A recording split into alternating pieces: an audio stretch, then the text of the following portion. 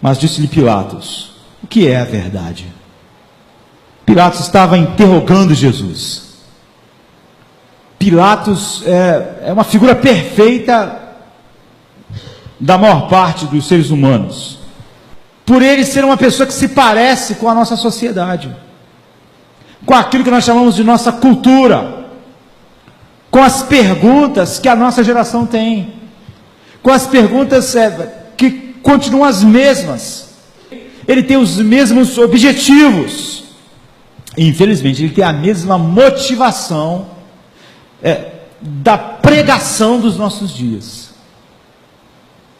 do culto dos nossos dias, mas nós não só da pregação, porque nós nos acostumamos a falar da pregação tão pobre dos nossos dias, mas ele se parece com a motivação dos ouvintes dos nossos dias, porque a pregação dos nossos dias, ela reflete os ouvintes, aquilo que eles querem ouvir, com seus corações pragmáticos e ambiciosos. Então Pilatos estava diante da verdade encarnada, Jesus. E Jesus diz: eu vim a este mundo com um propósito, é o propósito pelo qual a igreja está aqui. Ele diz: eu nasci com um propósito, dar testemunho da verdade. Para isso eu nasci no mundo. Pilatos então estava diante da verdade encarnada. Muitas pessoas dizem: a verdade não é pregada. Mas quando as pessoas estiveram mesmo que diante da verdade encarnada, a reação delas foi essa de Pilatos, que caracteriza tudo que Pilatos queria saber, estando diante de Cristo, era como aquela situação poderia ser vantajosa para ele. Essa é toda a questão. A verdade vai ser útil para mim? É o que as pessoas perguntam. Como ela vai ser útil para mim? Por que a igreja tem que só pregar a verdade? Como a verdade vai me ajudar? É como se as pessoas estivessem dizendo: eu não me importo se o cristianismo é verdade ou não. Como é que ele pode me ajudar? Como é que ele pode ajudar a minha vida? Eu não estou interessado em saber se o Deus revelado na Bíblia é como ela diz, se Deus é daquele jeito, se essa é a revelação de Deus. Tudo que me interessa é levar uma boa vida, é ter uma boa vida no mundo. Eu quero escolher uma crença, eu quero crer em algo, não porque ela seja verdade ou não, isso não importa. A questão, ela vai ser útil para a minha vida, vai melhorar meu casamento, vai melhorar minha carreira, vai melhorar minha saúde, vai melhorar meus relacionamentos, vai melhorar a sociedade. A questão é essa. Se é verdade ou não é irrelevante para essa geração, para Pilatos.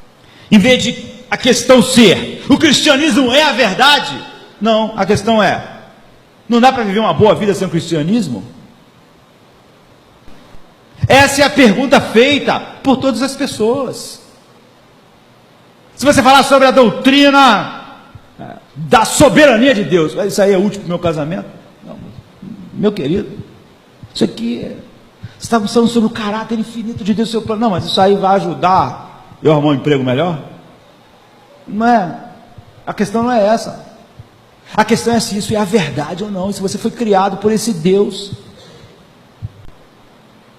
O que levou todas as pessoas a se esquecerem, disse C.S. Lewis, que o cristianismo não é um remédio patenteado, não é um remédio lá na prateleira de uma farmácia, para quando eu estou com dor de dente, ele se torna relevante, e quando a dor de dente passa, ele não se torna mais relevante.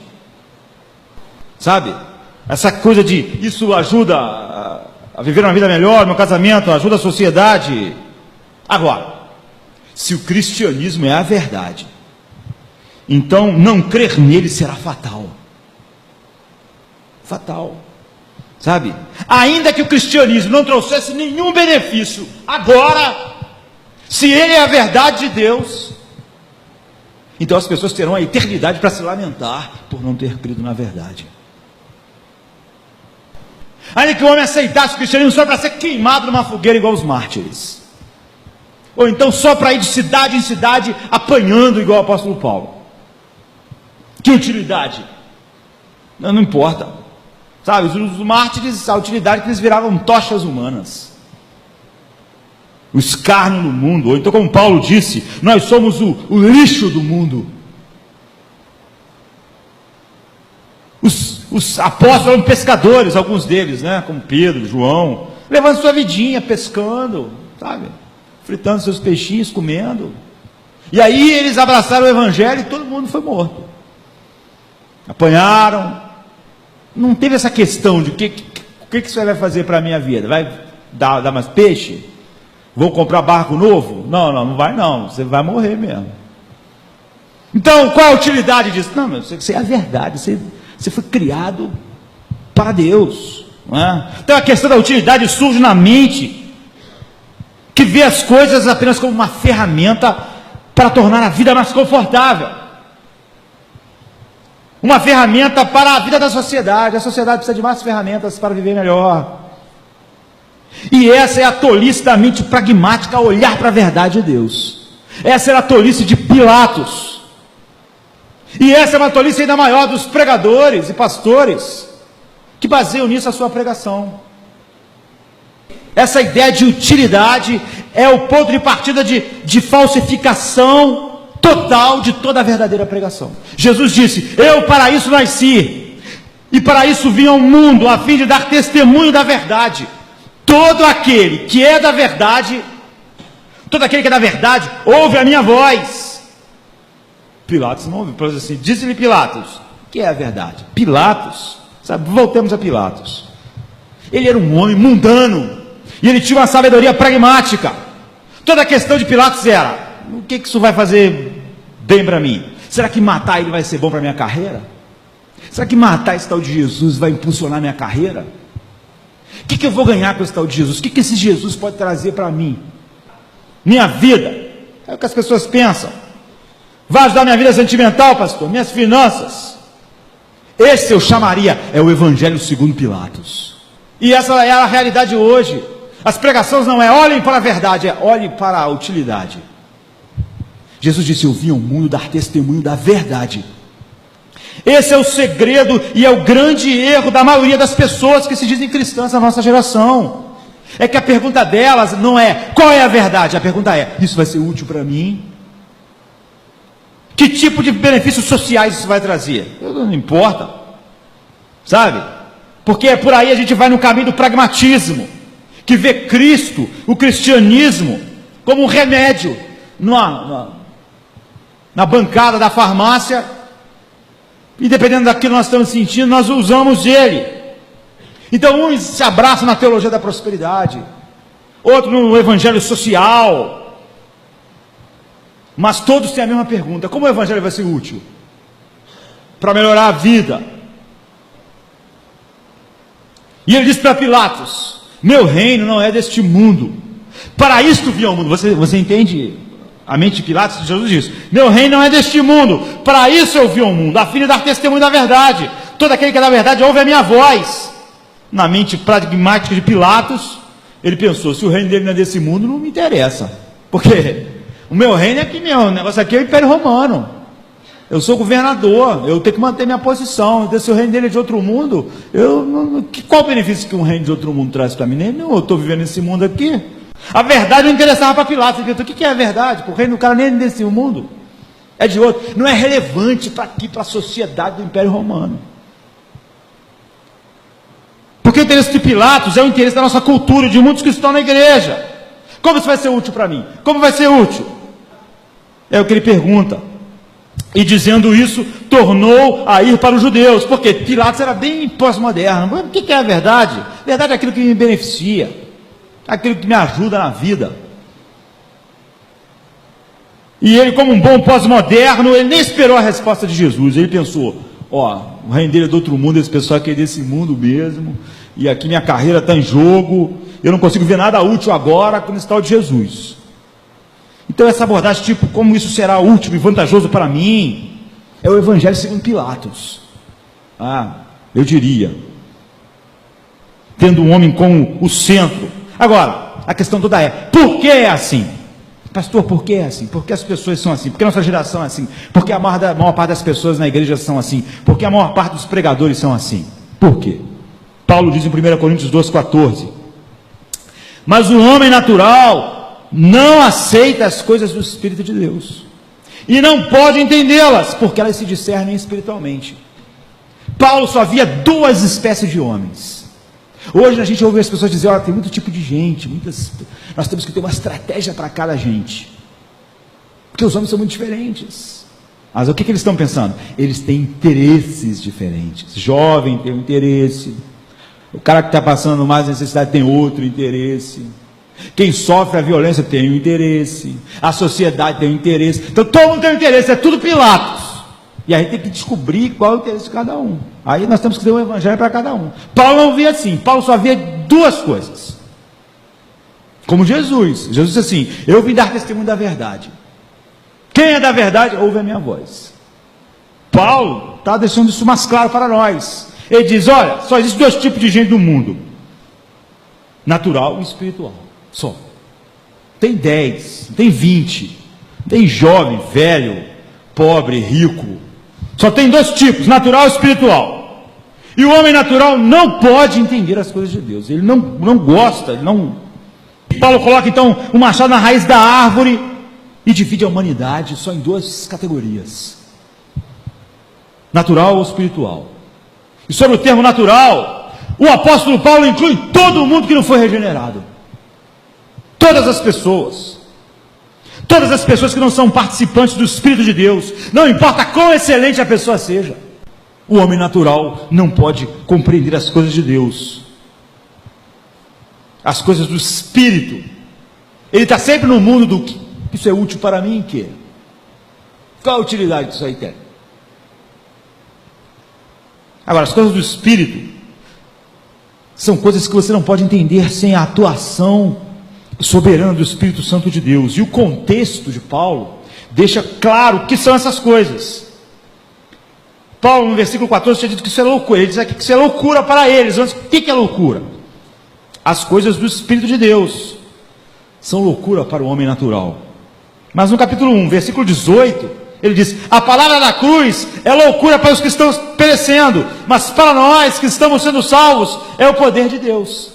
Esse é o contexto. No versículo 23 e 24 ele diz: nós pregamos Cristo crucificado, escândalo para os judeus e loucura para os gentios, mas para aqueles que são chamados por Deus, tanto judeus como gregos, Cristo é o poder de Deus e a sabedoria. Loucura. Cristo crucificado, qual a utilidade disso? O homem crucificado, não vejo. Quem tem a mente de Pilatos só pode entender o evangelho de Pilatos, segundo Pilatos. Paulo diz: essa mensagem é loucura para seres humanos em seu estado natural, sem a habitação do Espírito Santo. O homem natural é uma pessoa sem o Espírito Santo. As coisas do Espírito de Deus referem-se à cruz. A incapacidade é moral de julgar os valores do que é dito. E para que o homem natural pode interpretar o significado do Evangelho, porque ele faz intelectualmente, ele entende. Então ele chega à conclusão: isso é uma maluquice, isso é uma loucura, isso é uma ofensa. As coisas do Espírito são loucura para o homem natural porque ele entende. E ele chega a uma conclusão, não porque ele não pode ver o significado, mas porque ele acha que tudo aquilo é um desperdício de tempo. Porque ele diz: como isso aí vai ser útil para mim? Eu estou entendendo isso aí que você está dizendo, mas isso aí para mim não tem utilidade nenhuma, isso aí para mim é maluquice. É um desperdício de tempo. Eu não vou desperdiçar meu tempo, nem minha vida. É o evangelho de Pilatos. Não é falta de poder intelectual para entender. É por isso que é fútil, estratégia, como se o mundo não pudesse entender o que a igreja está dizendo, a verdade, a Bíblia está dizendo. A questão não é essa.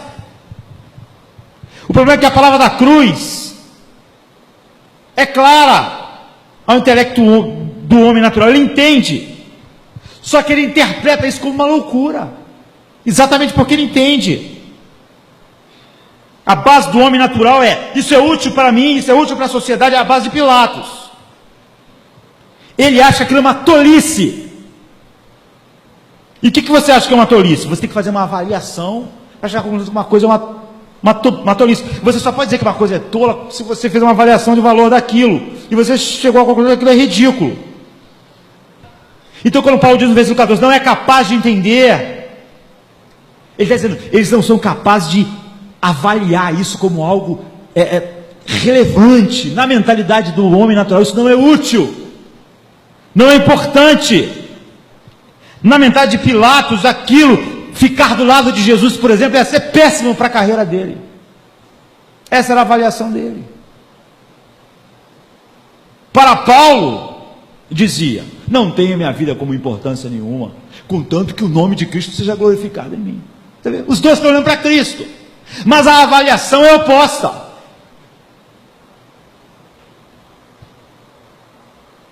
Ele pode ver o significado do Evangelho, o homem natural, mas ele não pode ver o valor de quão precioso é. Essa é a argumentação do apóstolo Paulo, porque tudo que o ser humano ama, o Evangelho diz, olha, desista disso, perca a sua vida por amor a Cristo. Nada tem valor diante do que Cristo é.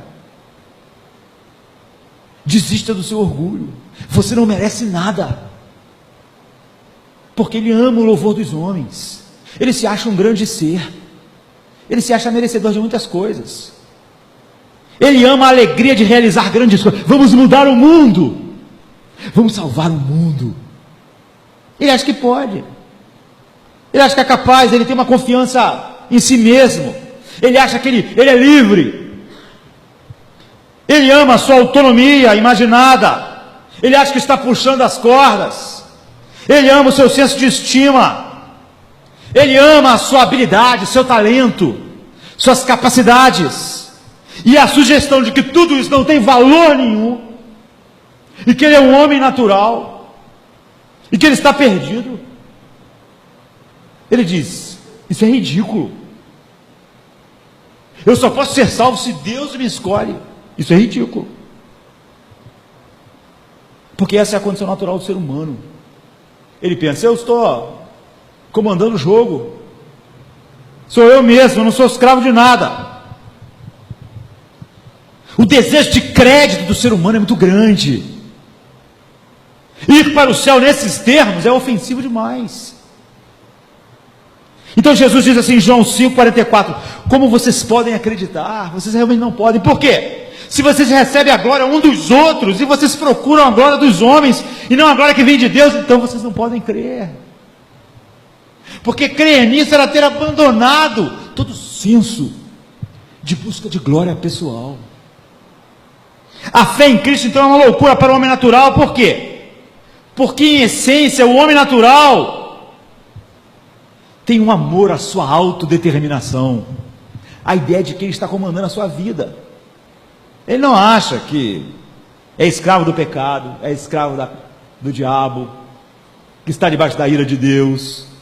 Ele não acha que ele mereça a perdição eterna de fato. Ele gosta da sensação de poder, de orgulho. Então, a essência da fé em Cristo é dizer que ninguém se glorie em si mesmo, porque Deus escolheu os que não são, escolheu as coisas vis.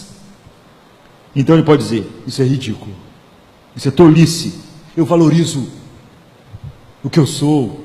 Nós só valorizamos a Bíblia como um tesouro quando ele muda nosso padrão de avaliação e pensamos, glorifica o teu nome na minha vida. Aquilo que a mente natural valoriza é algo que o Evangelho é tão contrário que ele só pode dizer, isso é loucura.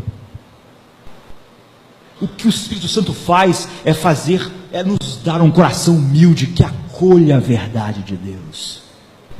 A obra do Espírito Santo é fazer-nos o nosso coração ser tal que a gente chegue na verdade de Deus e diga como Paulo, longe de mim esteja eu me gloriar em outra coisa senão na cruz de Cristo, na qual o mundo está crucificado para mim e eu para o mundo. Se o Espírito Santo não crucificar o nosso orgulho, a Bíblia vai ser sempre um molde de gesso que nós ajeitamos com o formato que a gente quer que ela tenha. A Bíblia vem, sabe, para ser obedecida por corações que têm a mente de Cristo para avaliar aquilo que é precioso.